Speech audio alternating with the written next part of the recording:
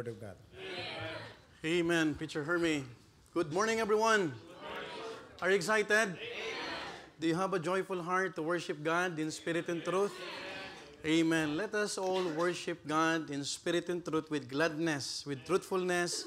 As we will listen to the Word of God, let us open our Bible in the book of Mark again. In the book of Mark again, Mark chapter 4, but this time from verse 35 down to verse 41. Mark chapter 4, verse 35 to 41. And if you are there, please say amen. Let's have once again as a responsive reading as I read verse 35 until we reach the last verse of this chapter in verse 41. We will read that all together. The Bible says in verse 35, "In the same day, when the even was come, he saith unto them, Let us pass over unto the other side.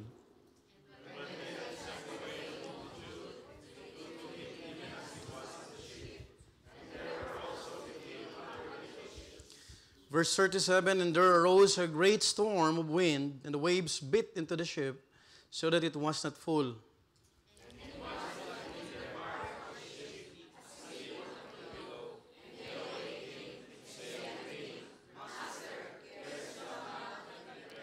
Verse 39, "And he arose and rebuked the wind, and said unto the sea, Peace, be still. And the wind ceased, and there was a great calm.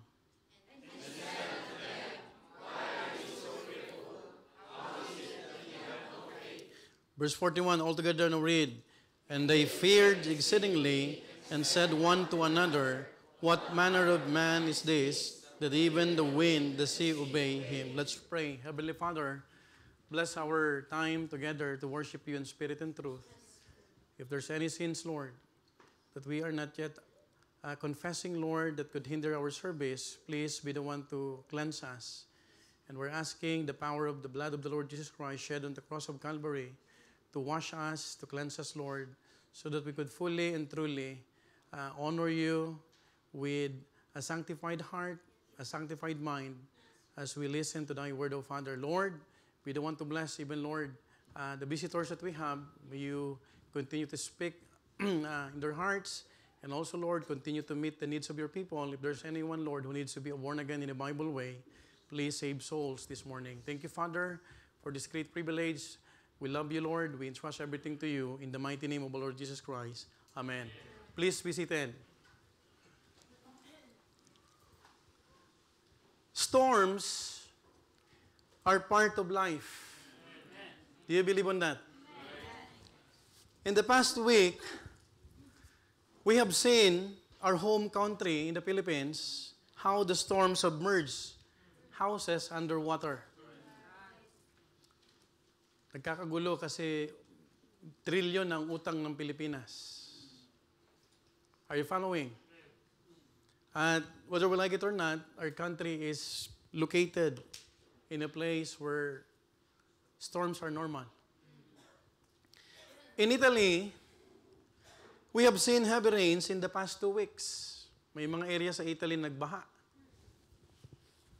But not all storms are physical. Are you following? Let me repeat. Not all storms are physical. These are also figurative storms. The kind that hit your health, your relationships, even your finances, or even your emotions. We all want to fast forward to the part where the sun shines again. So natin, pag may bagyo, sana matapos na to. Walang klase, yung mga estudyante nasa bahay lang. Malakas ang ulan, hindi makapaglaro. Maraming mga stranded, maraming apektado. At ang gusto ng tao pag may bagyo, matapos na sana to. Tama po ba? But sometimes, the storm lingers longer than we would like. Because, as we all know, that storms are the act of God. In Mark chapter 4, Jesus was in the ship with his disciples. We have read that a while ago. What we read is a literal storm. That's a literal storm. But it quickly becomes a spiritual lesson. Because what shook that boat was not just the wind and waves, but the wavering faith of those aboard. Ang pinakamabigat at pinakamatinding bagyo sa buhay mo, hindi yung bagyong pisikal, kundi bagyo sa puso mo. That no one can tame, no one can seize that unless you will ask God. Storms have a way of revealing things. Do you believe on that? Our faith, our resilience, even our preparedness, even our attitude towards the storm. Marami kapatid, lahat pag may bagyo, naalala ang Diyos. Pag binabaha na, puro Diyos ko po. Pero pag wala ng bagyo, itaya mo na po. Kasi tuloy pa rin ang online, sabong. Are you following? Pag may bagyo sa buhay ng isang tao, walang ibang naisip yan yung Panginoon. Malambot ang puso. Today, we will see that God uses storms not just to test us, but to teach us and reveal Himself in the midst of the storm. This morning, allow me to preach a message entitled Revelations in the Storm. Revelations in the storms. We will be talking about what the storm reveals. Ano yung mga bagay na ihahayag ng bagyo sa buhay natin kapag tayo po ay nag-oobserba sa mga matitinding bagyo sa buhay na to. So what the storm reveals, number one, there was the clear command. His word was not vague. Take note. There was a clear command. In Mark chapter 4, verse 35, look at what the Bible says. If you are using the red letter edition Bible, you would see that nakapula yan. The Bible says, "In the same day, when the even was come, He saith unto them." Ano sinabi ng Panginoon? This is a command. "Let us pass over unto the other side." Now, His word was not vague. When we say vague, it's not obscure. It's clear. You don't need to be a doctor or a professional just to understand this command. Let us pass over unto the other side. So makikita mo kapatid, there was a clear command. In Mark chapter 4, we see that Jesus and the disciples had a very long day. Sino po sa inyo ang nakasama ni Pastor na nag-DBBS ka na, nag-soul winning ka pa, may choir ka pa, buong maghapon, puro ministry. Now, it was a full day of sermons, of parables, and kingdom principles. Have you noticed in the first verse of this chapter, yung binasa kanina ni Preacher Herme, nagsimula ang Panginoon ng umaga pa lang na nagtuturo na ng mga parables. Now, Jesus spoke about the sower and the good ground. That's what we have read a while ago from verse 1 down to verse 9. Secondly, He taught about the candle or the candle set on a candlestick. If you will just have time, I have no luxury of time to read all these verses, but it is clear na merong tinuro ang Panginoon mula umaga hanggang hapon. Not only that, the growing seed, and lastly, the mustard seed. Now take note, these are just the ones that Scripture specifically recorded. Because the Bible tells us, kung isusulat lang ng Panginoon, ng Biblia o yung tagapagsulat, yung mga sinabi ng Panginoon, hindi kasya. But, the Bible also tells us that Jesus taught many more that day. You would see how hardworking He is. He was. Kung paano siya nag-perform ng kanyang ministry mula umaga hanggang hapon. In other words, if you will read Mark chapter 4 verse 33, ang sabi ng Bible, "And with many such parables spake He the word unto them, as they were able to" what? Hear it. Alam mo ba kung sinong nahihirapan kapag may nagtuturo? Hindi naman kayo eh. Yung nagtuturo. Minsan unfair. Yung nagrereklamo pa, ang tagal naman ni Pastor. Nakaupo ka lang dyan. Buti na lang di nagrereklamo si Brother Jed. Hindi ko pa napapakinggan na magreklamo. Obedient yan sa mga usher. Now, look at what the Bible says. In other words, what we read is just a portion of what they actually heard. The day was long, take note, and the disciples, being filled with learnings, were on fire. Sino ba sa inyo ang nag-attend ng family camp mula umaga hanggang gabi? May preaching. Pambira, on fire. Parang gusto nang magsuko ng buo. Asan kayo mga kaluluwa? Kung meron lang tao sa Mars, pupunta ka na doon para mag-mission. Hello? Have you noticed, kapatid, pag lagi kang nakikinig ng preaching, tama ang puso mo, pero kahit 30 minutes ka lang makinig, pag hindi tama ang puso mo, wala kang naintindihan. In verse 35, the evening came, look at what the Bible says, and what was supposed to be a time to rest, Jesus said, ano sabi niya? Let us pass over unto the other side. Now, imagine that, kung isa ka sa mga kasama ng Panginoon, mula umaga hanggang hapon, pagod na. You have spent the whole day in ministry with soul winning, discipleship, teaching. And just when you thought it was finally time to rest, when the even was come, Jesus, your pastor, will tell you, let's keep going. We're not done yet. Si pastor parang dito okay lang siya. Nag-cleaning fellowship na tayo, may paano ba? Marami akong nakikitang ganyan. Si pastor parang walang ano. Hindi naman makati ang mukha mo, pero nangangat eh. Now, when the Lord Jesus Christ said, let us pass over into the other side, it is as if there's still another side. Let's go there. Jesus did not explain why. Take note. He just gave a clear command. You know what? When it comes to God, don't demand explanations. Just receive the command and follow it. Because we are not given the right to ask why. Maraming Kristiyano, ang unang tinatanong, hindi command. Bakit? Bakit ko kailangan gawin? Tanungin mo muna, ano ba ang utos ng Panginoon? Kung nandito ka ngayong umaga, sino nag-utos ito? Do you know that Sunday is the Lord's Day? Upon the first day of the week, ang una kasing alam ng tao sa first day of the week is Monday dahil trabaho. But it's not. Sunday is the first day of the week. Sunday is the first day. Ang unang hinihingi ng Panginoon, yung unang araw. Pag ikaw nakatanggap ng sweldo, yung unang ikapo. Tama mo ba? Because He deserves the best from us. He doesn't want us to give leftovers. Ang gusto niya yung una lagi. But they were not alone, mga minamahal ko. So they sent away the multitude and boarded the ship just as Jesus instructed. But take note, in verse 36, the Bible says they were not alone. Look at what the Bible says. And when they had sent away the multitude, pinauwi na, they took him even as he was in the ship. And I want you to do this last phrase.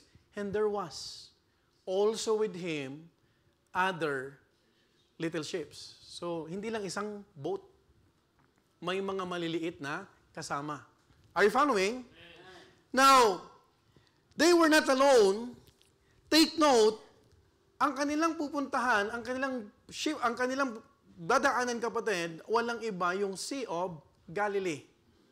Now, I want the AB Tech to flash. We had the chance to visit the Sea of Galilee.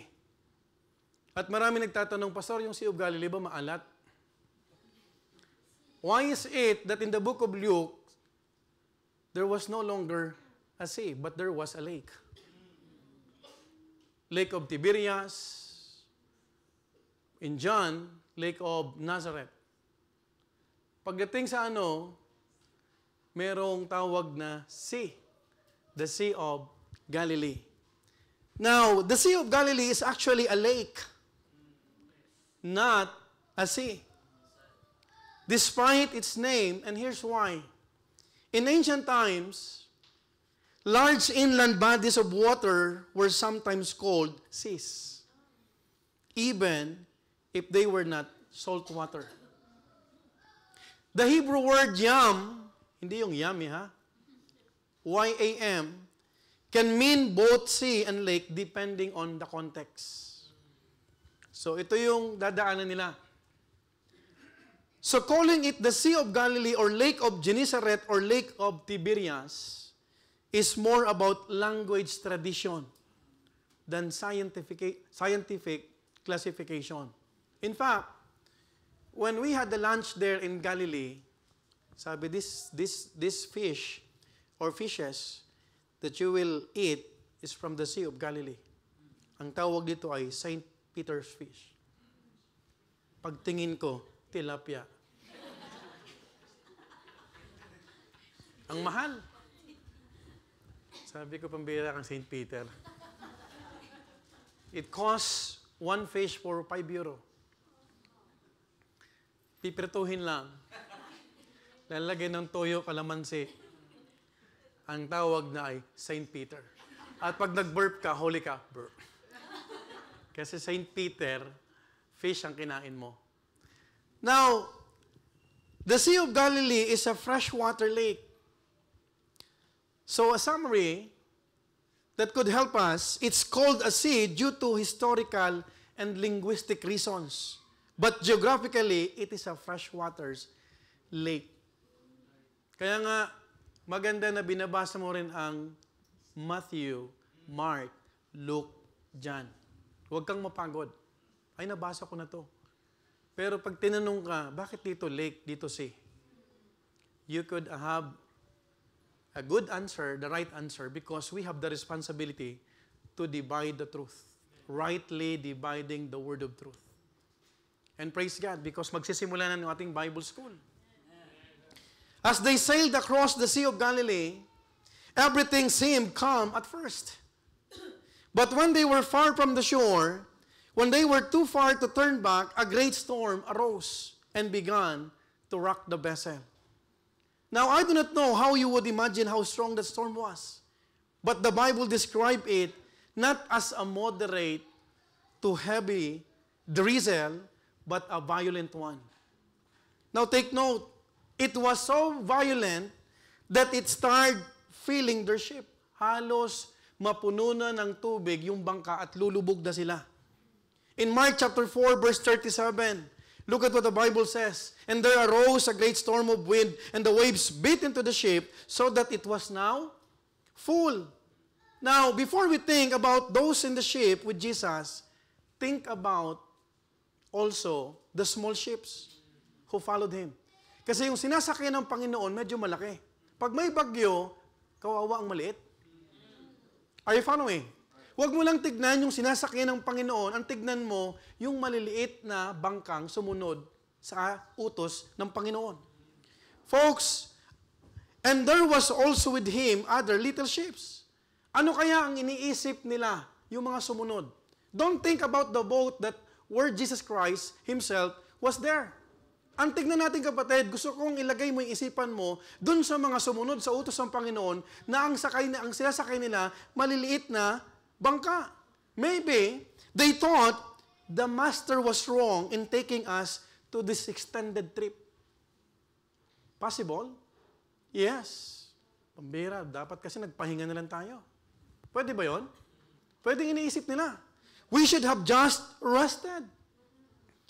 Maybe yung isa sa mga nakasakay sa maliit na ships, it's a bad idea.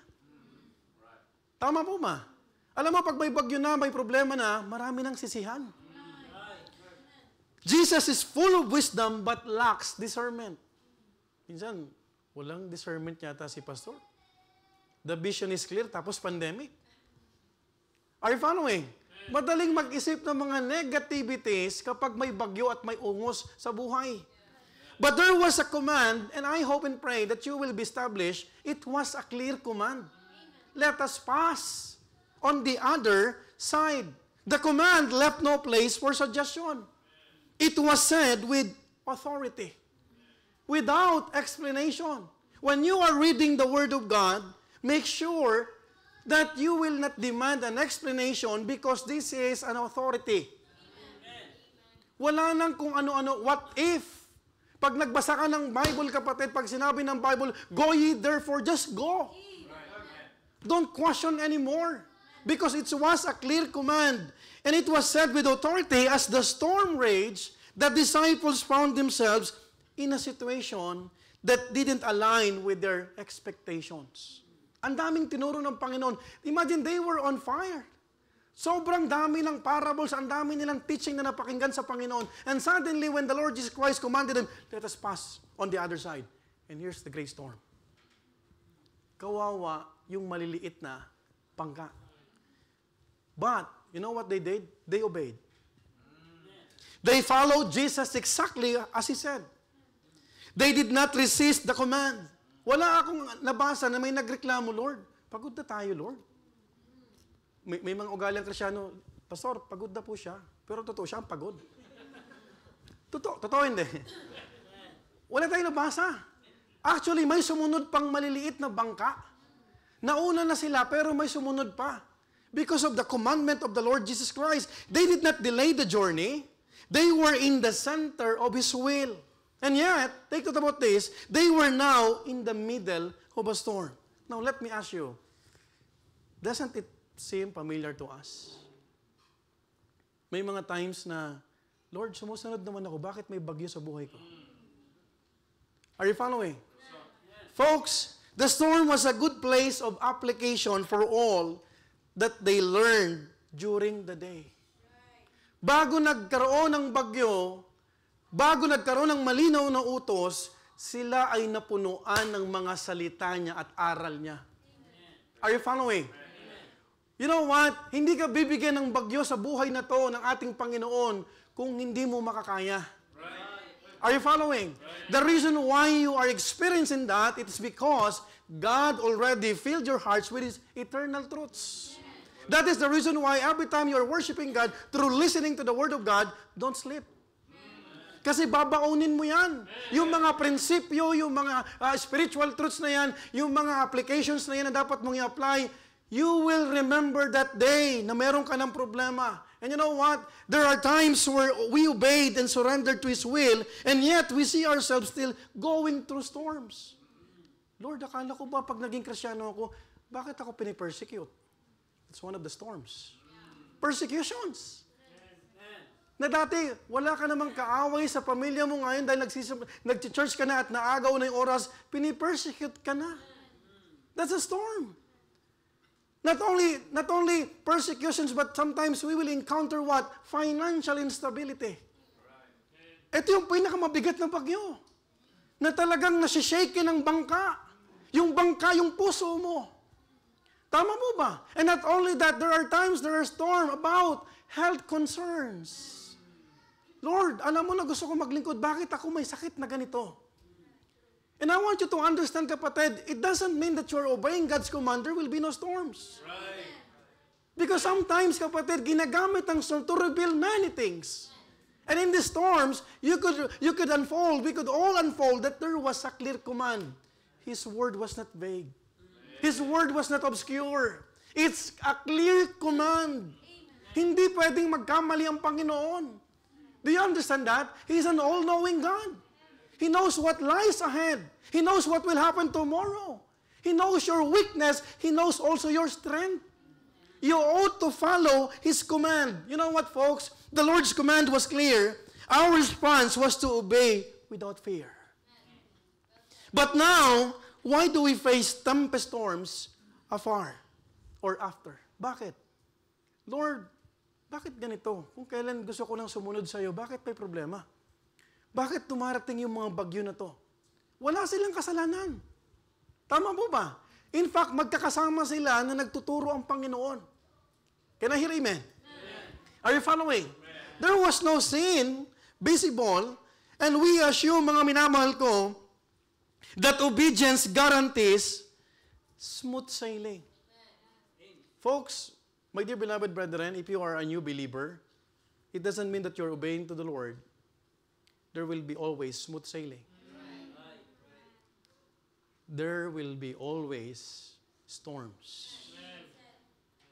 Folks, there were times na makikita mo, napapaisip ka, siguro mali yung pinuntahan ko. And that is what Satan is using. Para mag-isip ka. Kasi dati naman, wala akong problema eh. Right? Especially pag nagipit ka na sa pera. Madali kasing magbigay pag madami. Madaling maging faithful pag marami. Pero tanungin kita, are you still willing to be a faithful one? Even there are storms. Are you following? That is why we need to be prepared. We need to be ready. And folks, we need to understand, we think that saying yes to Jesus should come with says in a smooth sailing life. There's no such thing as smooth sailing life always. Minsan, malakas ang alon. Minsan, talagang ipapaalala sa atin yung hampas ng hangin, kapatid. Talagang, your faith will waver. And sometimes, hindi mo makikita, kapatid, na lahat, banayad. Walang katotohanan na pag naging mananampalataya at pag sumusunod ka sa utos ng Panginoon, walang darating na problema. You know what? There are times where storms come because of our deliberate disobedience. Just like Jonah. Iba naman yon, right? That's another storm because of his disobedience. But I would rather to choose the storm from the Lord while obeying God's command. While experiencing the storms because of disobedience. Kita mo, hindi lang bagyo. Kinain pa siya ng malaking isda. Ano kayong amoy ni Jonah paglabas? Right? Minsan, mabuti pa yung animals, yung mammals, masunurin eh. Si Jonah, matigas ang ulo eh. Right? Sabi ng big fish, lunukin mo. Sabi ng Panginoon sa big fish, abangan mo si Jonah. Itatapon nila yan. Masunurin. Pero yung mga tao, tigas, ulo. Hello? Amen. Are you following? Amen. Minsan, sana nag-iisda ka na lang. Para nakuha mong sumunod. Now, what about those times where storms came because of our obedience? It's difficult for us to make sense out of it. Why? Because it's confusing. At yun, magaling, dyan magaling si Satan to confuse us. But God is not the author of confusion. Lord, kung lumalakad ako sa kalooban mo, bakit ako binabagyo? Ba't ako nawala ng pera? Ba't ako nawala ng trabaho? Sumusunod ka naman, nagbibigay ka naman ng tithes, ng offerings mo. Maliban na lang kung di ka nagbibigay ng tithes. Huwag mo na itanong yun sa Panginoon. Alam mo na ang sagot dyan. Right? Tama po ba? It's often in the place of dark skies while faithfully serving the Lord that some of the deepest revelation in the storm takes place. Makikita mo, kapatid, na may nire-reveal ang bawat bagyo sa buhay natin. You know what? It's easy to admire a leader in a calm weather. But storms reveal whether we truly trust His direction.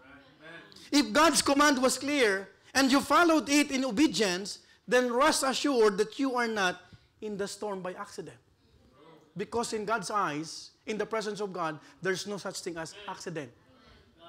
Lahat may kapahintulutan. Have you remember Job? It was permitted by God. Sige, Satan. Pinagmamalaki ng Panginoon eh. Sige, huwag mo lang galawin yung buhay niya. May approval ng Panginoon. Kasi alam ng Panginoon yung mga narinig ni Job. Tama po ba? Alam ng Panginoon that Job will stand firm by the grace of God.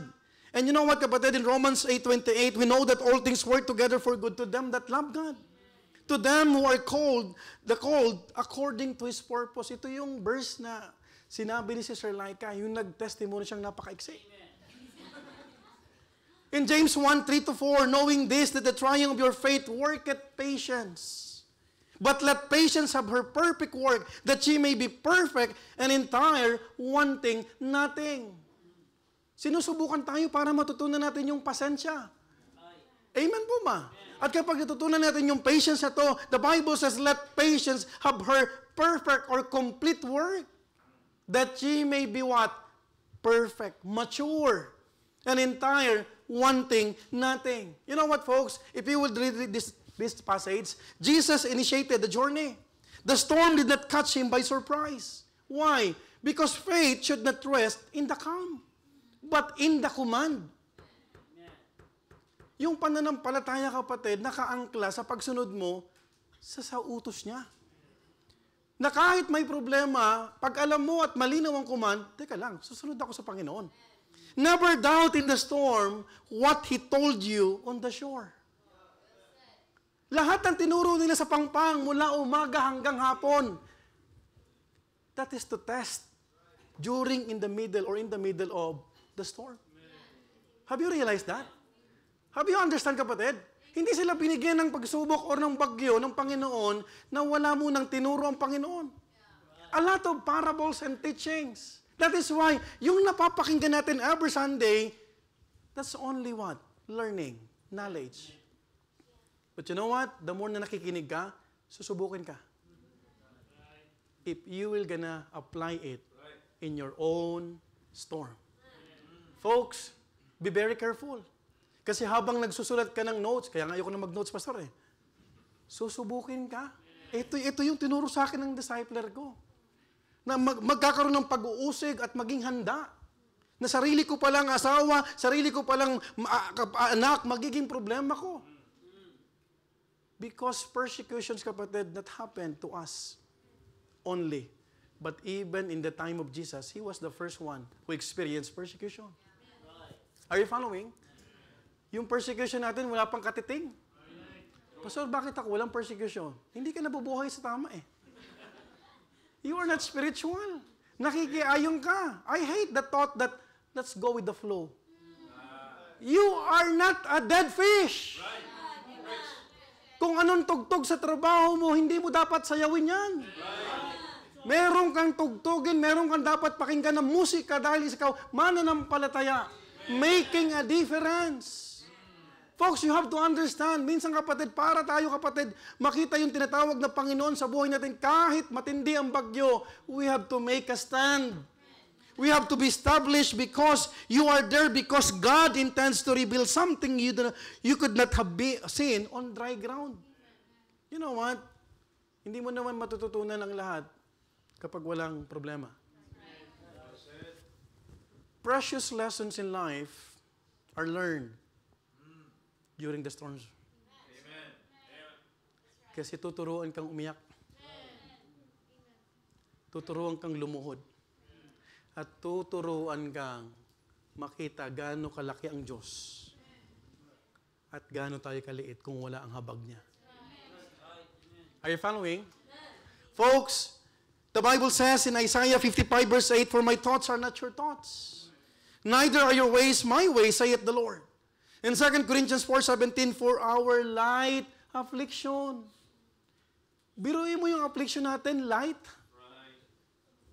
Which is but for a moment, worketh for us a far more exceeding and eternal weight of glory.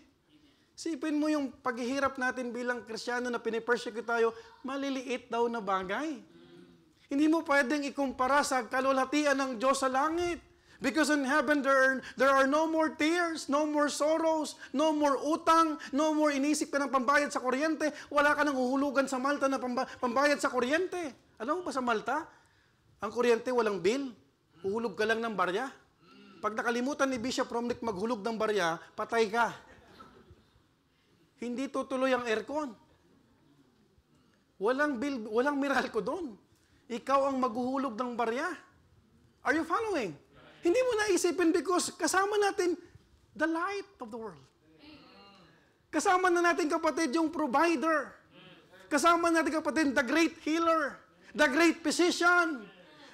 Kasama na natin kapatid yung source ng pagmamahal. The one who gave us unconditional love. In spite of our unworthiness, in spite of our weaknesses, kasama natin kapatid. Kaya kapatid, yung ating mga nadadanas, that is only a light affliction. You are persecuted in your school, that's a light affliction. Amen? Huwag kang mapagod. Huwag kang matakot. Because there was a clear command. Have you ever noticed that when Jesus told them to board the ship, He was with them?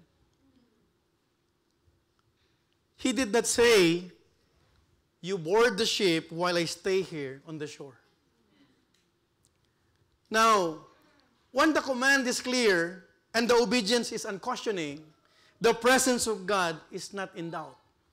It's already there.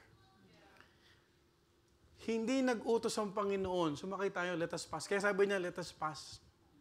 Kasama siya. So meaning to say, nandun yung presensya niya. Hindi siya nang iiwan. Because there was a clear command. When there was a clear command, please remind yourself that He's with you. Look at what the Bible says in Hebrews chapter 13, verse 5. Let your conversation be without covetousness. And be content with such things as ye have. For He hath said, I will never leave thee nor forsake thee.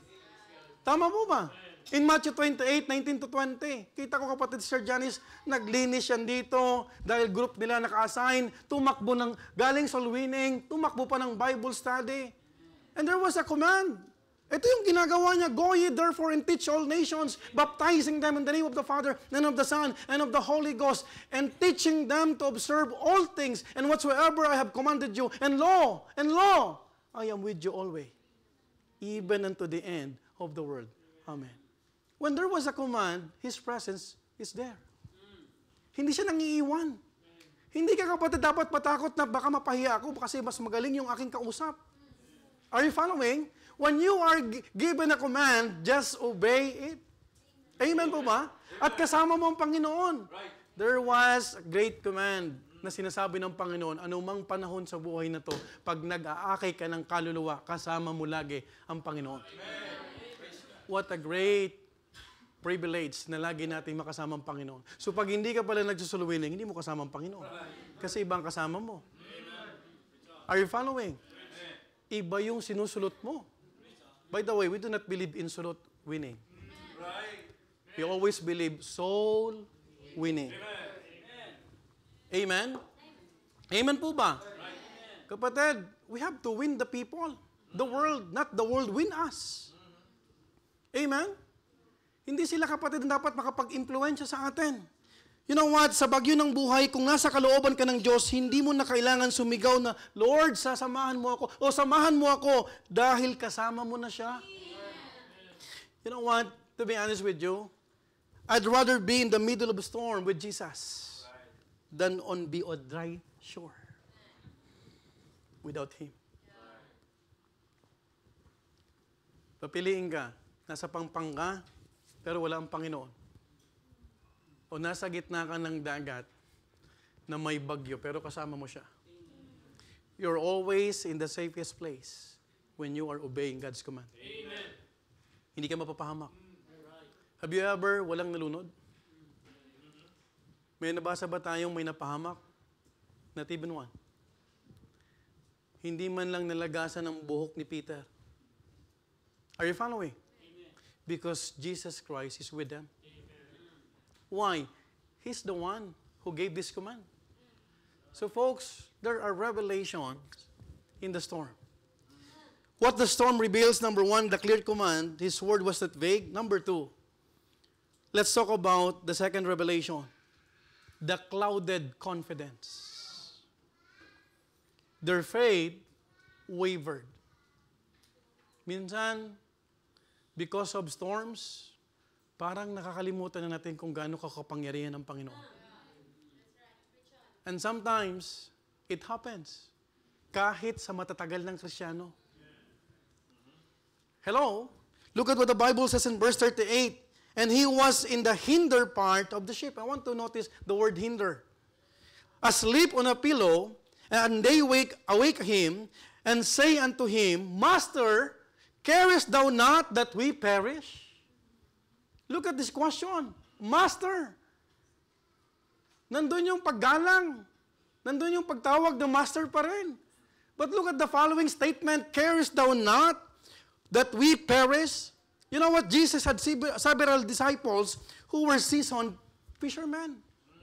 Yung kasama niya kapatid sa bangka, hindi mga pagitong mangingisda. Remember Peter? Remember yung magkakapatid? Mga fisherman to. Hindi pa pinapanganak yung tinatawag na Panginoon, yung mga pinanggalingan nito, yung occupation na nila ay mga mangingisda. If you notice kapatid, nakita natin dito, tinanong ang Panginoon, Master, carest thou not that we perish? Which means, it was not a small storm that shook them. They were used to what? To rough waters. Alam nila kapatid yung salitang bagyo. And this storm was different. This one made even the experience panic. Why? Because if you are going to look the reference of this verse, in Luke chapter 8, verse 23, dito natin maintindihan, kapatid, bakit nagtanong sila, Master, hindi ka ba nagkikare sa amin na palubog na tayo? Look at what the Bible says. But as they sailed, he fell asleep. And there came down a storm of wind on the lake. Kanina, dagat. Ngayon, lake na. And they were filled with what? Water. And were in what? Jeopardy. Now, for the water to fill the ship, two things must have been true. Number one, first, it had to be a violent and relentless tempest and not just passing wind and waves. Okay lang yung malaking alon. Pero kapatid, matindi to. Kasi yung alon pumapasok at pumasok na sa bangka na halos palubog na sila. Secondly, we have to understand that the storm must have been going on for some time. Now, take note. Where is Jesus? Where's the one who commanded them to pass on the other side? Ha? Saan? Nasa hinder part. Nasa dulo. Malaki yung bangka nila na yung bangka na yun may tulugan. May unan pa nga. Now take note, they found him in the hinder part of the ship, asleep on a pillow. Now hinder part, it means the back portion of the ship. The disciples frustrated at the storm and even more frustrated at seeing their master sleeping through it. Kaya sila, kapatid, nakapagtanong nito, Master, carest not thou that we perish? Siguro di lang masabi, pinapunta-punta mo kami rito, tutulugan mo lang kami. Are you following? Makikita mo, it's difficult to blame them because as humans, we will also feel that way. You know what, folks, my dear beloved brethren? The most absurd question that we could ask to the Lord, does God really cares? Does God really cares? You know what? Of course, God cares. And remember what Apostle Peter said, casting all your care upon Him, for He careth for you. Sino to si Peter? Si Peter yung kasama at yung lumubog, nalulubog na sana. Tama po ba? Of course He cares. Hindi na tanong kung nagkikare. Hindi ba nakikita ng Panginoon yung sakit na nahihirapan na yung mahal ko sa buhay? Hindi ba nakikita ng Panginoon na gusto ko naman talaga mag-serve pero bakit kami nagigipit sa pera? Hindi ba nakikita ng Panginoon na gusto ko lang mapayapa pero parang walang kapayapaan dahil pag-uwi ko ng bahay ang nagpe-persecute sa akin sarili kong asawa? That's storms. Are you following? Because of the storm, there was what? Clouded confidence. Na napatanong na, kapatid, Master, hindi ka ba nagkikare sa amin? Parang si Martha. You remember Martha? Does not care. Si Mary, ako hirap na. Tama po ba? You remember Martha again in many instances? Lord, kung nandito ka sana, hindi mamamatay si Jesus Christ, si Lazarus. Because when Jesus Christ visited Bethany, He was already lying down, kapatid, for 4 days. And by the way, folks, listen to this. Pag pumunta ang Panginoon doon na may sakit lang si Lazarus, parang walang masyadong miracle. But you know what? God meant it to be happen. Why? Because God is operating not the same operation that we have in our life.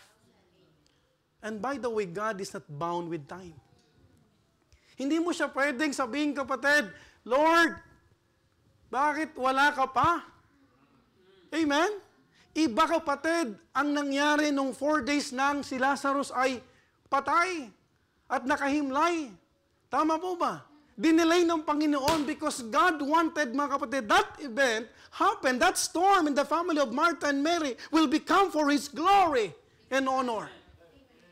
Kaya, kapatid, don't wait, don't demand, Lord, ayoko na sa storm na to. Because He is not bound with our time. And we cannot demand, Lord, alam mo naman, Lord, gusto ko magbigay pero hirap na hirap because there was financial instability. Alisin mo na yung bagyo na to.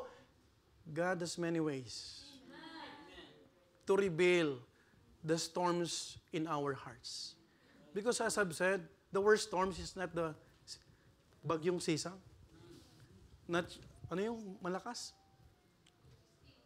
Ha? Bagyong Christine. Pag Christine, talagang malakas ang bagyo. Yolanda. Right? Minsan gusto-gusto natin, alisin mo na to. But we cannot do that. Alam ng Panginoon may bagyo, pero natutulog ang Panginoon, huwag kang storbo. Ikaw kaya natutulog. Chill ka lang. God knows everything. Do you understand what I'm trying to say? Pastor, nahirapan na yung anak ko. Yes, God knows it. You have to just obey and continue what you are doing for God's glory and honor. You know what, folks? Makikita natin, kapatid, we hate it when everyone around us is panicking. Nagpanic na sila. Then there's that one person who seems unbothered and just calm. You know what, kapatid? Minsan, pag may aberya, pag may bagyo, ang tao, kapatid, nagpapanik. To us, it feels, wala man lang pakialam to. Sarap pa ng tulog, naghihilik pa yata.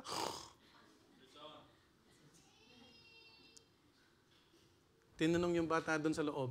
Sabi niya, what kind of animal is this?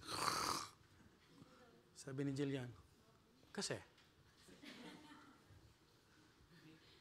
Jacob. Hilik yun eh. Sabi niya, che creato mare? Dio. Quale pesce creato Dio? Urata. Salmone. Totoo nga naman. Mga isda, pagkain. Don't you see what is happening? Don't you care? Yun ang tanong nila sa ating Panginoon. But you know what? The storm reveals something deeper. And what is that? Panicking is not the same as carrying the burden. In fact, panic does not lift the weight, it adds to it. Isang batas pag ako nagdadrive, huwag kang makulit. Huwag mo akong pakialaman sa pagdadrive ko. Kasi ang pagpapanik mo, hindi nakakatulong. Hello? Merong makulit eh, nagpapanik, gusto mo mag-drive? Kasi natataranta. Tama po ba? Sa mga nagdadrive, hindi nakakatulong yung panicking, mga minamahal ko. And we need to understand, just because you are in panic mode does not mean you are concerned. And it's contributing to the betterment of the situation. You remember what happened to us during our 8th World Missions Conference? Ay anniversary? How many times na nag-trip yan? 7 times. Right? I've seen the faces. Yung iba nagpipray, nakakatulong ka. Yung iba, parang pag nag-ka, may liliwanag yung yung, I am the host. Alam mo bang mas pressured yung host? Pero yung pagpapanik, pag may problema, pag may bagyo sa buhay, huwag kang mataranta. Huwag kang magpanik. Yung takbuhan na. Ano tinatakbo mo? Sabi, nataranta ka lang, nakadamay ka pa. That is why I'm always telling the ushers, you can be a blessing to many people without adding commotion. Because the job of the ushers is to what? To orderly. Organize. Hindi yung tao, 7 beses nagtitrip. Wala akong magawa, kapatid. But I just want to be composed. Because panicking will not help you. If you have storms in life, if you are experiencing storms in life, don't be panicked. Don't panic. Kasama mo ang Panginoon, just obey the Word of God. Bakit pag tinaranta mo yung tinatawag na alam mo bang di ka makakatulong sa media? Ha? Subukan mong tignan, Sister Diamond. Matataranta lalo yan. Mag-pray ka na lang, Lord, sana maayos, sana magkailaw, sana, Lord. Hindi yung, parang nakakatulong nga. Kalma lang. Chill lang. Amen?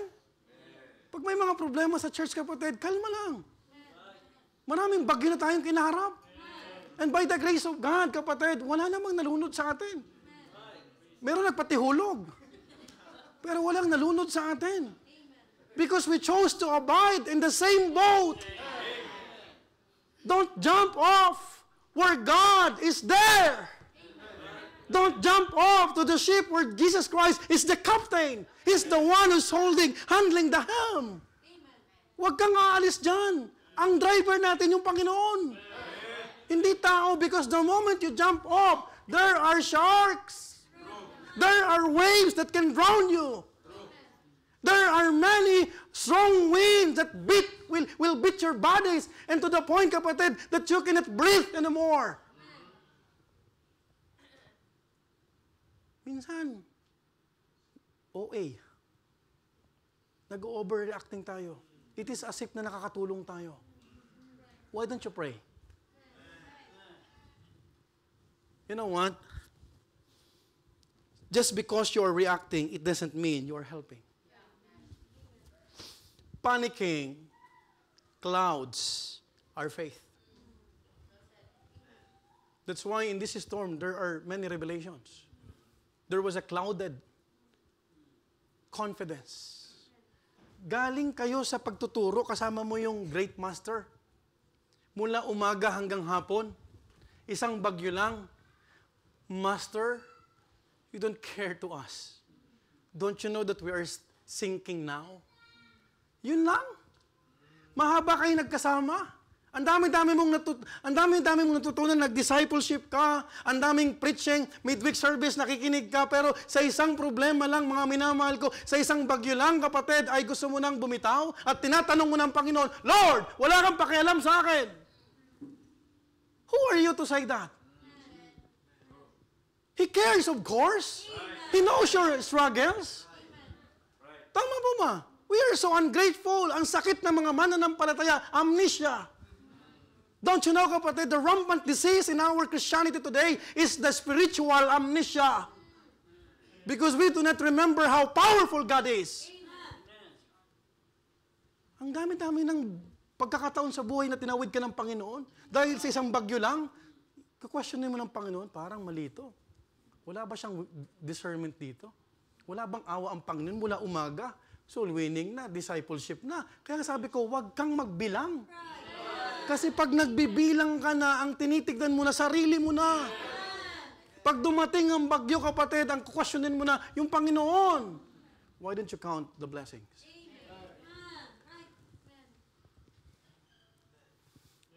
Why don't you count those instances in your life that you are still preserved? Are you following? It just contributes noise, but draws us farther from the solution. You know what?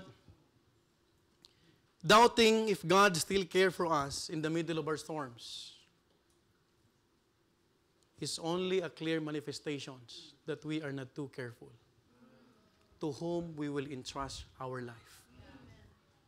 That's the reality. Di ba may kanta? I know whom I have believed. And I am persuaded. Pag alam mo kung kanino ka naglilingkod, hindi ka matatakot. Amen? Because even death, the one who could appoint that event in your life is only God, not the doctor. So kanino ka magtitiwala sa Panginoon? Amen? I've mentioned a while ago, Sister Mercy, lagi ko itong pinapatayo sa Malta, pinatayo ko to. Why? Because I remember the time that the doctors, they explained already, Noli, you prepared coffin para dalhin sa Pilipinas. Hanggang ngayon, buhay pa. Because no one can dictate, no one can demand, no one can appoint that event in your life. It's only God. Hebrews 9:27, for it is appointed unto men once to die, but after this, the judgment. Alam mo, kakaisip ka, kapanik mo, why don't you prepare? Amen. Lord, I'm excited when I see you because lahat naman tayo pupunta dun eh. Si Brother Loreto nilibing na ngayon.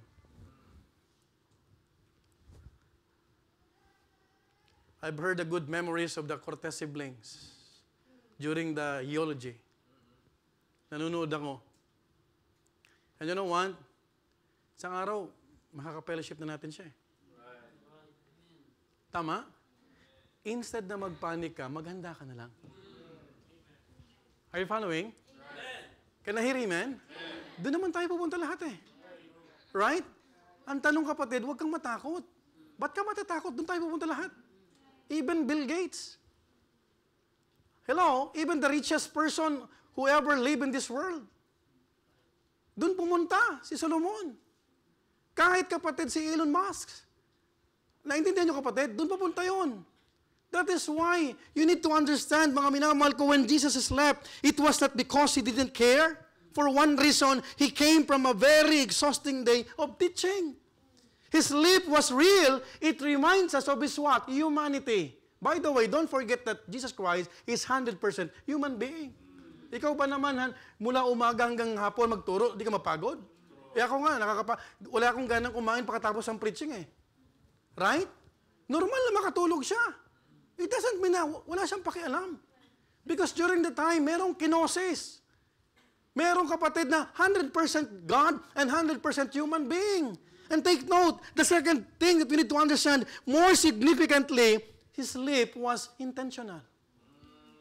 Why? Because it became the tool that exposed the quiet fears of the disciples.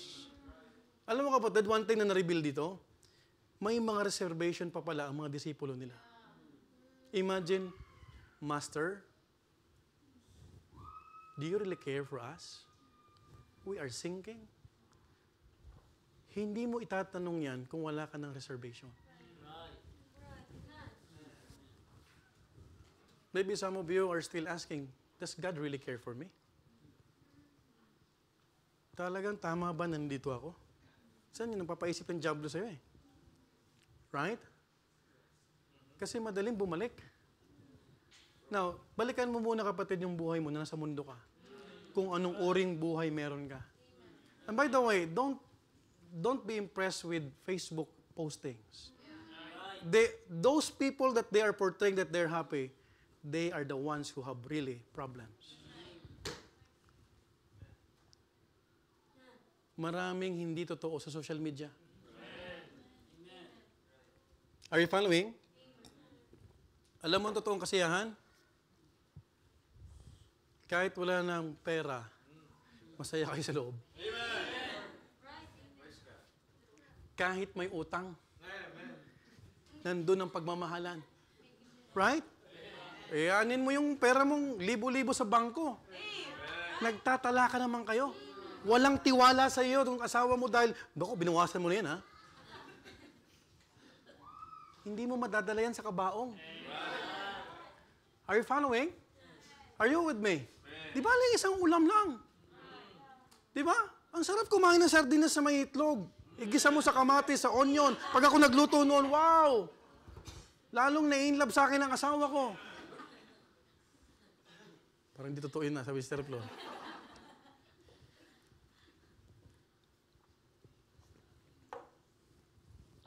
Listen to this, folks, before I close. Getting on the ship at Jesus' command was an act of faith. But staying on the ship, withering the storm, and keeping that faith intact is something else entirely.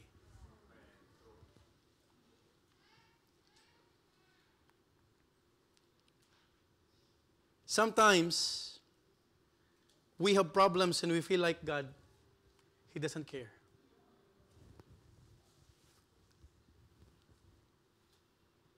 Kaya maraming atheists.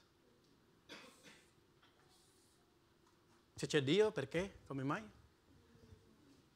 Perché namatay? Yung jewelry shop dyan sa Domo, yung pinayos yung regalo na watch ng birthday ko, siniran ko. I was trying to share the gospel. Sabi niya, sembra che tu sei buona persona, però sai che non credo Dio. Sabi ko, perché? Chi ha creato questo mondo? Boh. Perché sabi ko, voglio sapere. Guarda. Di pala siya makalakad ng ano. Kung may Diyos, bakit ako na-aksidente? Look at that. Look at that mentality. yung mga masasamang bagay na nadala sa buhay nila, yun ang nagiging dahilan bakit hindi sila naniniwala sa Diyos. Yun ba ang Diyos sa buhay natin? Ganun lang ba ang Diyos? Pag mabuti, may Diyos? Yun lang ba yun? Hello? Malta brethren, Rome brethren, let's wake up. Poland, I hope you are listening well. Minsan pag may problema tayo, meron lang tayong health concerns, meron lang tayong sakit, meron lang tayong utang, meron lang tayong kapatid, nadadamay na yung Panginoon. And we are trying to question God. Master, God, do you really care for me? We are so ungrateful. Hindi na mabilang kapatid kung paano tayo tinawid ng Panginoon. How many times we're almost get dead?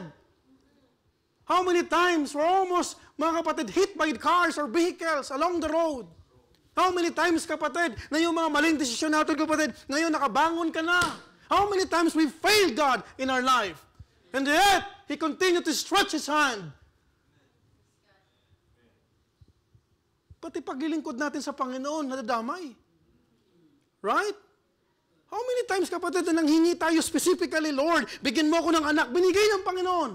Lord, bigyan mo ako ng bahay, binigay ng Panginoon.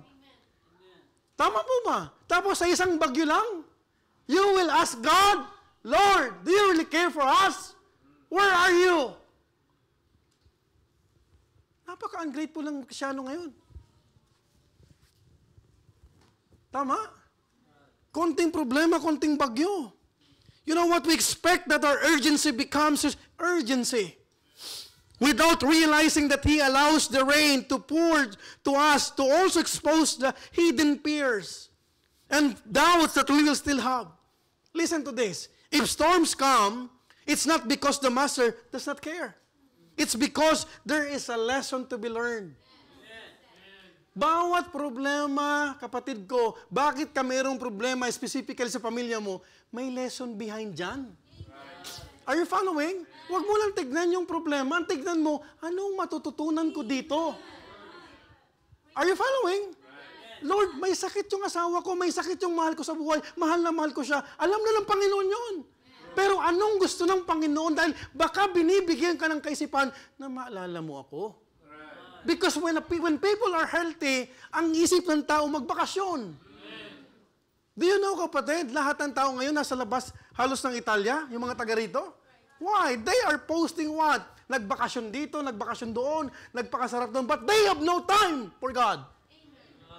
Kailan nagkakaroon ng time? Pag may sakit na.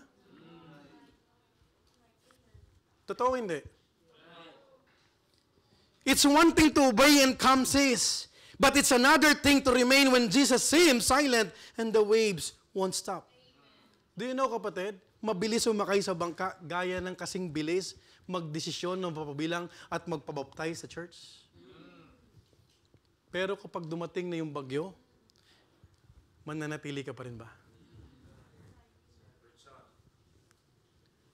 That is why we're not happy. Na yung kasayahan na ito na may nabaptize, may na ano, dun lang. No? Hanggat hindi natin nakikita yan, naglilingkod katulad ng paglilingkod natin sa Panginoon, hindi pa tayo dapat matuwang lubos. Are you following? Are you with me? Naintindihan niyo ba, kapatid? Ganun kahalaga ang discipleship. Ganun kahalaga ang pagbibigay ng insights.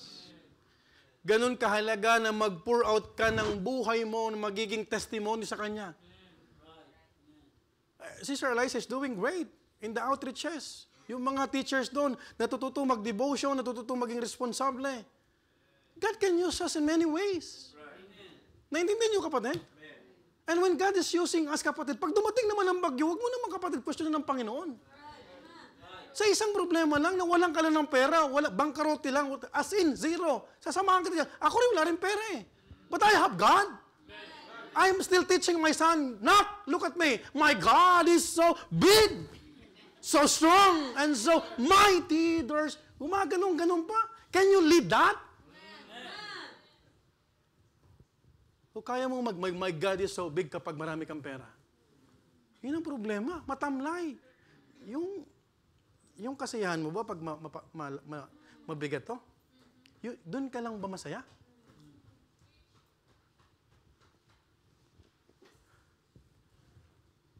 Godliness with contentment is a great gain. Yung magkaroon ka ng asawang faithful sa'yo, hindi ba yaman yan? Ay, hindi ko pagpapalit, kapatid. Hello? Milyonarya tapos hindi mo pagkatiwalaan. I won't trade. Hindi ko magpapalit yung mga member dito sa Bethany. Mababait, masusunurin. Magagaling pa magluto ng ano yung kayo? Palabok.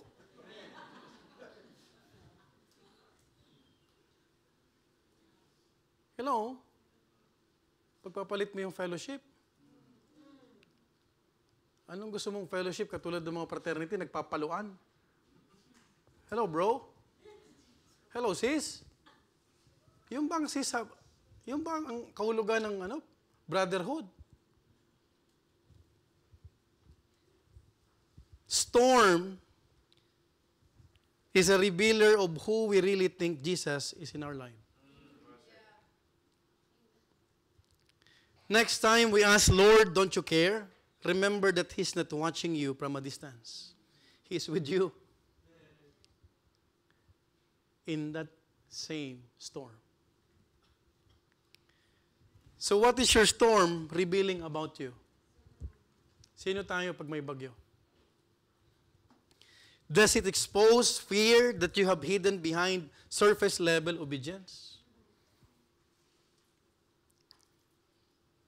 Does it uncover doubts we never said out loud but God already sees? Does it reveal that we're just fair weather Christian? Or does it help us to see and appreciate who Jesus in the midst of our life storm? Now, don't let today's storm cloud your confidence and faith in Him. Stay in the boat. Stay on His will. Siguraduhin mo lang that there was a clear command. Do not accommodate clouded confidence. It's a normal. You know what? Just yesterday night, when I was studying, a British plane and an Indian plane almost, because of what? Clouded.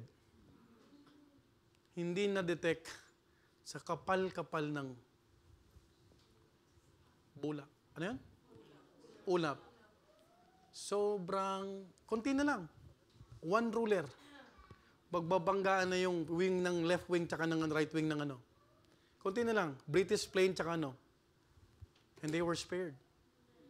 So, wag mong maliitin yung mga clouded confidence mo. Kasi si Satan gusto kang taniman ng negative. Kita mo, Laika, nung pumunta ka dyan, naging magulo.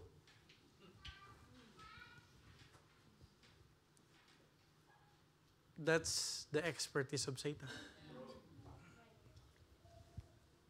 But the true expert is Jesus. Amen? Are you still with me? What the storm reveals, number one, the clear command. His word was not vague. Number two, the clouded confidence. Their faith wavered. Pastor, yung tiyan namin clouded na. Are you still with me? Thirdly, the third revelation, there was the complete control. His power calmed all. Look at verse 39 to 41. And he arose, rebuked the wind and said unto the sea, peace, be still. And the wind what? Ceased. Natigil ba? Yes. And there was a great calm, and he said unto them, why are you so fearful? How is it that ye have no faith? And they feared exceedingly and said one to another, what manner of man is this, that even the wind and the sea obey him? You know what, folks? After the seeming delay, Jesus rose up and rebuked the wind and commanded to the sea to be still. The word rebuke in this particular verse shows authority. He rebuked. No one can rebuke us without authority. Your pastor can rebuke this church because I have a God-given authority. This was the power of creation responding to the voice of the Creator. The same God who said, let there be light in Genesis chapter 1 is the same voice that said, peace, be still. And you know what, folks? It is what happened, kapatid, in Hebrews chapter 11, verse 3. Through faith, we understand that the worlds were framed by the Word of God. Isang salita lang ng Panginoon. Look at what happened in the fisherman's life. Yung mga disciples niya, at thy word, we will cast the net to the other side. At thy word, Lord. Hindi mo alam, kapatid, nilikha ang langit, nilikha ang lupa sa salita lang ng Diyos. Amen. So anong kakatakutan mo sa buhay nito? God can command even those employers na sobrang tigas ng puso. Anong kakatakutan mo na yung asawa mo sobrang tigas and one day papalambutin ng Panginoon, malambot pa sa siopaw. At His word. You just need to stay where God is with you. Huwag kang aalis. Don't compromise. You cannot, may mga kasabihan, if you cannot beat them, join them. Right? Tama po ba? No, sir. I will not allow you to scratch my back. Because the one who is doing the supposed to be is my wife. I'll say, you scratch my back so that I could scratch your back too? No, sir, it won't happen. Hindi tayo patay nasda. Meron tayong Panginoon sa buhay. You remind yourself who really God is in your life. At itanong mo yan kapag matindi na ang problema. If you are diagnosed with something sickness, kapatid, na talagang makikita mo, wala nang pag-asa. Pero sa Panginoon may pag-asa. Let me remind you, mga minamahal ko, the storm revealed that Jesus is the Lord over all creation. The wind ceased immediately. The rain stopped. The sea was calm, just as Jesus commanded. Folks, huwag kang matakot pag ang Panginoon na nagsalita. Siguraduhin mo lang na ang ginagawa mo, merong kang basihan, salita niya. Hindi salita ng tao, because I could give you 100% assurance that when God is commanding you to go, you should not fear.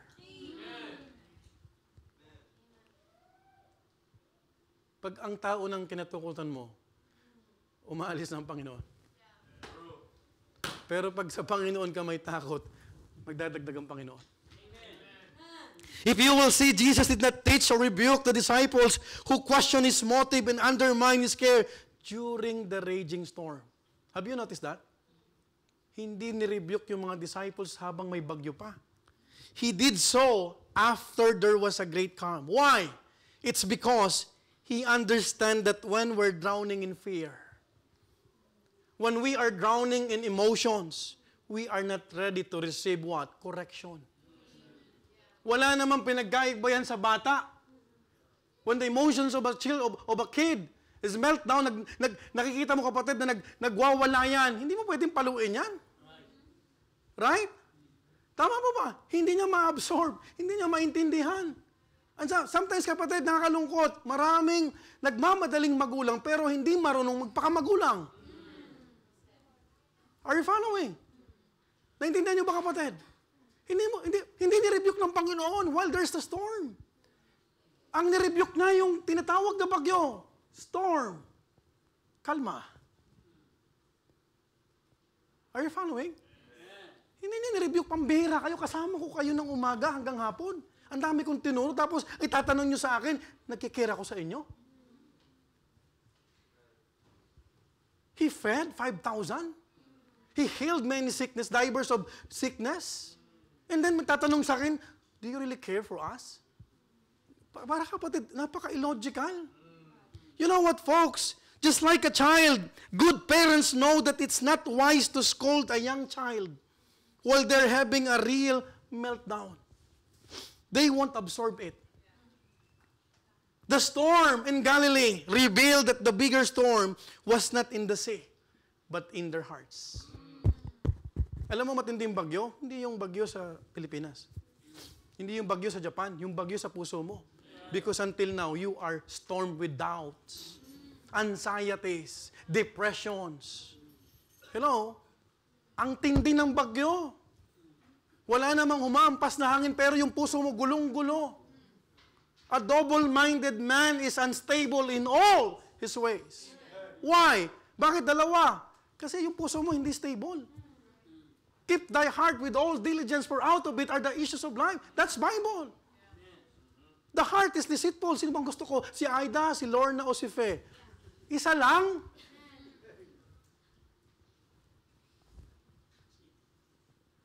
Alam mo, pag hindi mo alam gusto mo, mahalin mo ng Panginoon. Kasi pag minahal mo ang Panginoon, ituturo ng Panginoon, sino yung dapat mo mamahalin. Don't you know that God is teaching us how to wait? Because when you are waiting, God is preparing someone for you. Eh, hindi ka makapag-antay. Parang maubusan ka ng pansit.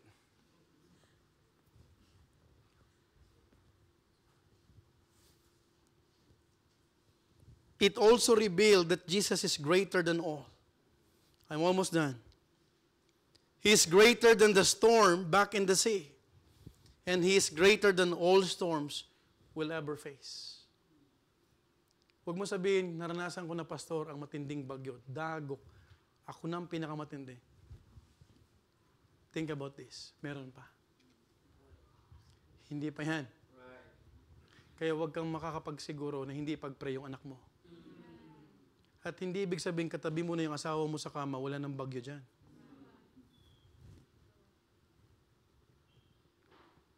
Because you will be surprised.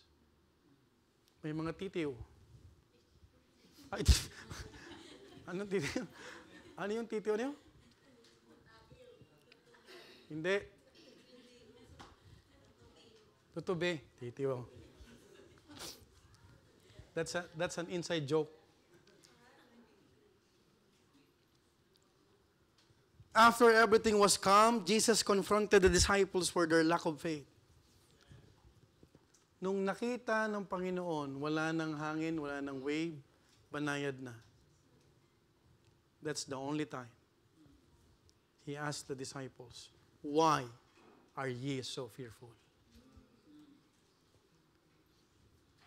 How is it that ye have no faith?" By the way, He didn't ask, "How is it that ye lack faith?" These are two different questions. Bakit wala kayong pananampalataya? Hindi tinanong ng Panginoon, bakit kayo kinulang ng pananampalataya? Look at what the Bible says. Why are ye so fearful? How is it that ye have no faith? So yung faith pala minsan nawawala kapag matindi ang hampas ng bagyo. Are you following me?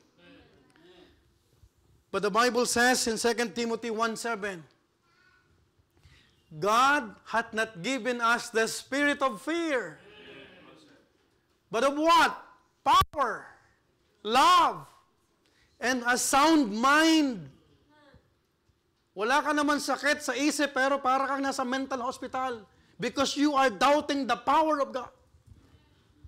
Because if you have a sound mind, you will always put your trust on God. Na kahit may problema ka, alam mo na magpo-provide, alam mo na makakalagpas ka sa problema na yan because of God. That's soundness.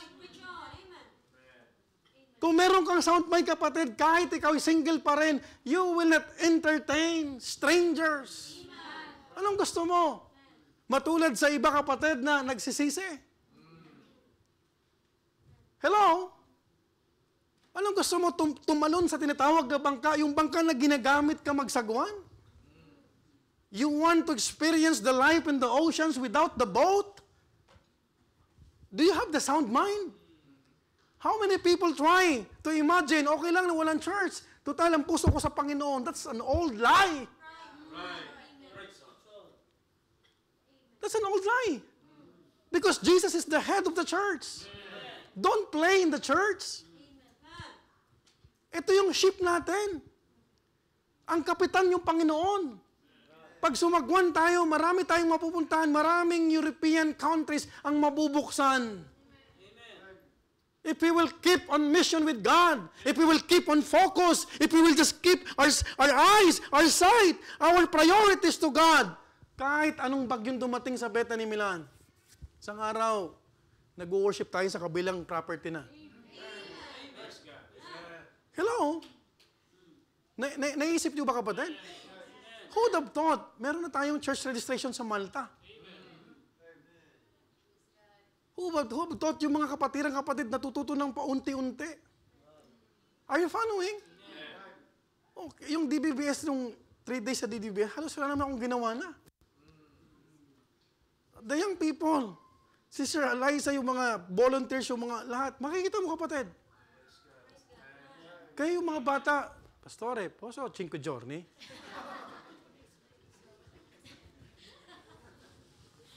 At kapag may DBBS, maraming nakakapag-date na magulang.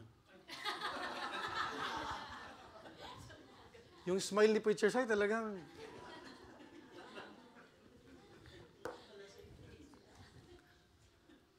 Tinanong ko yung bata, family camp or DBBS? DBBS. They just finished the discipleship, the kingdom lessons, the parables, and when they were put to test, they failed. Mula umaga hanggang hapon, isang pagsubok, bagsak lahat. So what we could learn from this, hindi ibig sabihin natapos mo ng discipleship, hindi ka nababagsak. They had mental and intellectual knowledge, but it was the faith that needed some work. Nobody responded to Jesus. They feared exceedingly and asked among themselves, what manner of man is this? You know what? If you will analyze this, their fear was no longer in panic but in awe. Yung takot na punta, wow! Ganun ang tao pag may accomplishment, wow! Pag may problema, nabi ko na nga ba eh. Babalik yan after Thanksgiving.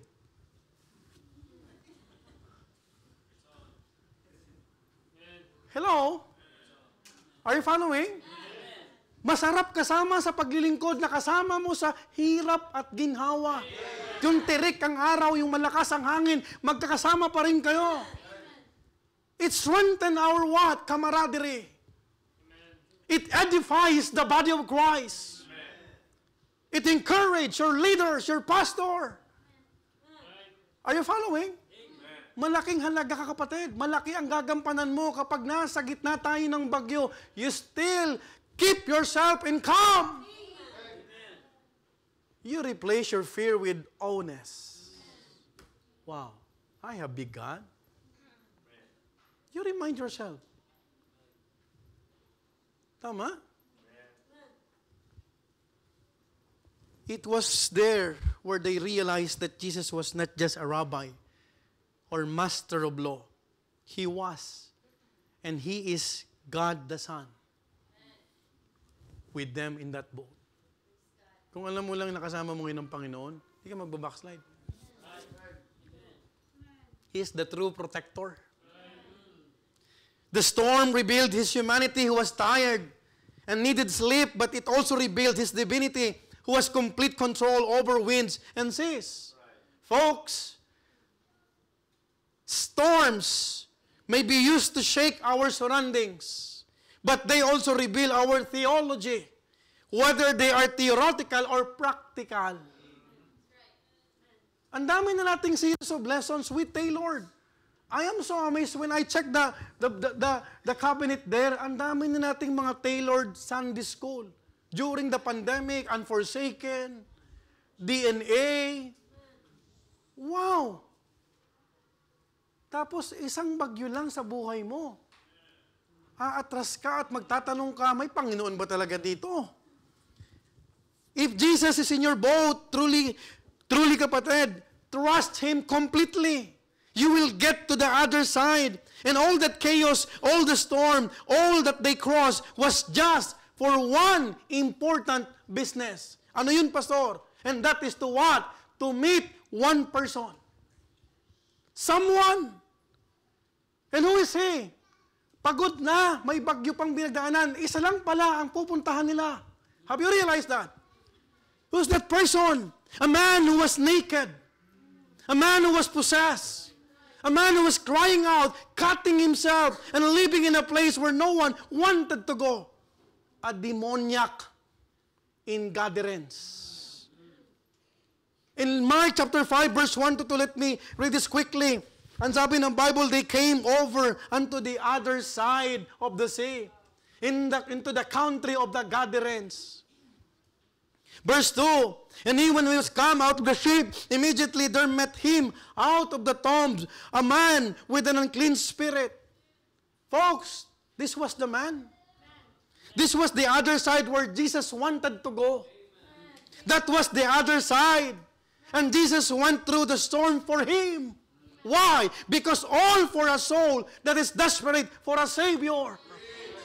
So when you find yourself in a storm, remember God's command are still clear to go. Amen. To baptize, to disciple. Your confidence may waver, but never does. His control is absolute.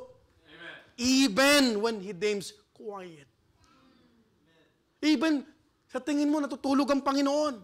And behind that chaos, folks, there may be a mission bigger than you realize.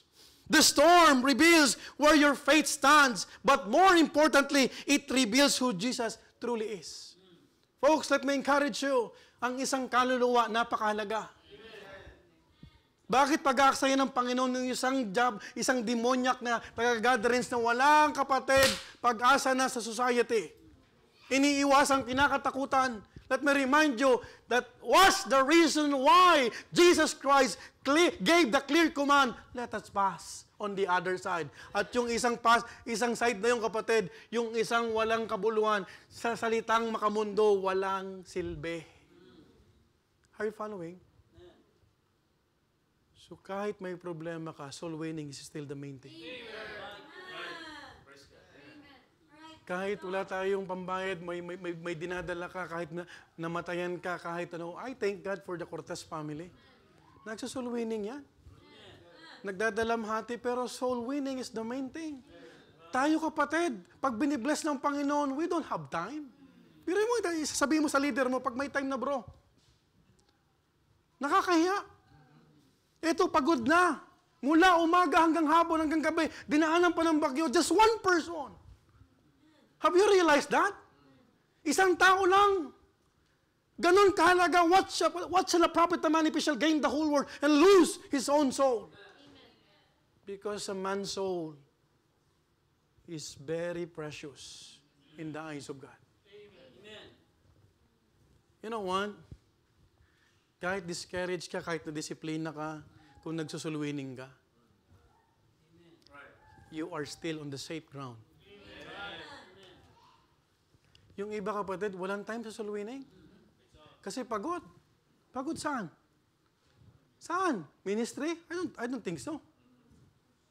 Yung mga volunteers dito, tayo ka nga, Sir Janice. Wala pang isang taon to. Soul winning. Cleaning. Bible study. And we praise God for that. Huwag mo sabihin sa akin, hindi napapagod. Amen? Huwag mo sabihin, kapatid, na bilang tao hindi tayo nakakaramdam ng kapaguran. But let me remind you, kapatid, the person on the other side is waiting. What if they did not follow God? And if you know the story of this man, the demoniac man, he became a missionary. Grabe. Grabe ang Panginoon sa soul winning. If we will just realize how God gave time for soul winning. Sipin mo, pagod na. Kung ako doon, grabe naman to. Tapos may bagyo pa. Tapos ang pupuntahan, isa lang walang pag-asa. Are you following? After the storm, someone is waiting for you on the other side.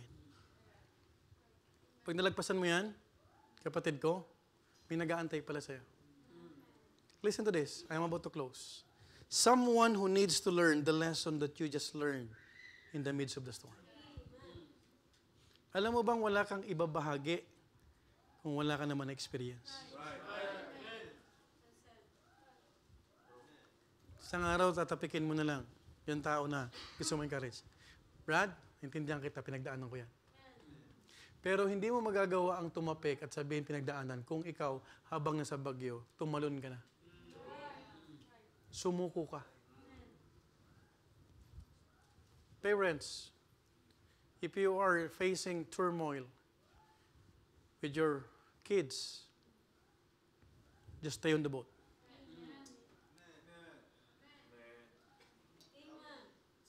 Just be calm. Are you following? Pag nalagpasan mo yan, ituturo mo yan sa mga susunod na magiging magulang. There are lessons and revelations from the storm that can never be taught and discovered in our comfort zones. That's why it makes sense why the little ship followed. And naniniwala ko yung maliliit na nakasakay dun sa maliit na bangka, they could testify. Don't despise storms in life, but rather ask God to reveal Himself to you. Lord, I know you have the divine reason why you allow this storm. Kung bakit ko pinagdadaanan to, because may dahilan ka. Hindi ko maintindihan ngayon, Lord, pero magtitiwala ako sa iyo. I will not question you if you still care for me. But I would rather put my trust solely in you. Folks, revelations in the storm. I hope we could learn from this passage that God is the great revelator. He can reveal Himself even in the midst of storm. Let's all stand up and we'll pray. Heads be bowed.